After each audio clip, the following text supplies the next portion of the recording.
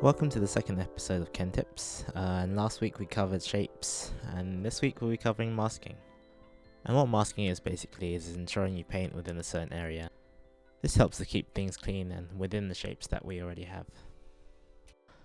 The first way is simply just to hover over the layer of the shape you want to paint over, and hold Control and click the layer.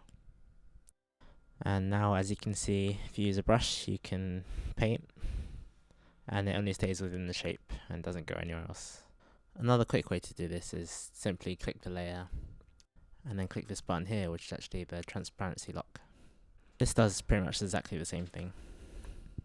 And the third and final way is to create a clipping mask. This can be done by creating a new layer, right clicking that layer, and then selecting create clipping mask. Another way to do this is just to hold Alt between the layers and click there, and you can also unmask things there. And now with the higher layer selected, anything painted in that layer will directly go on top of the lower layer. This method is great for painting within anything, if you have a character or background, and for the rest of this tutorial I'll be using this method among others to complete this painting.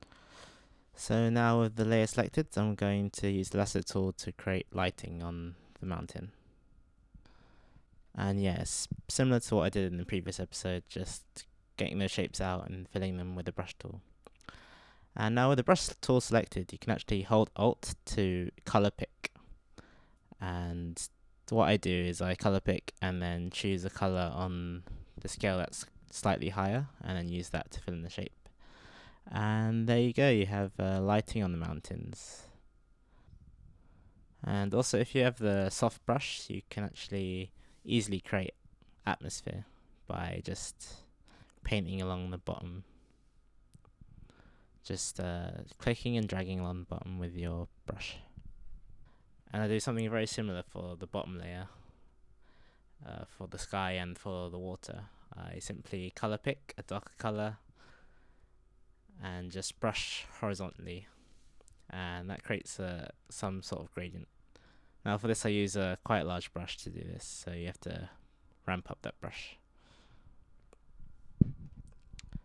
And finally for the cloud, new layer, mask that in.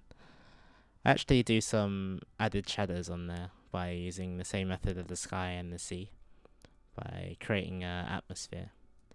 But then I go on to create a new layer and do something very similar to the mountains, to lasso tool the shapes in and add lighting. And there you go. This is a very simple drawing, a very almost graphical drawing. And what's missing from this drawing is texture, and that's exactly what I'll be covering next lesson.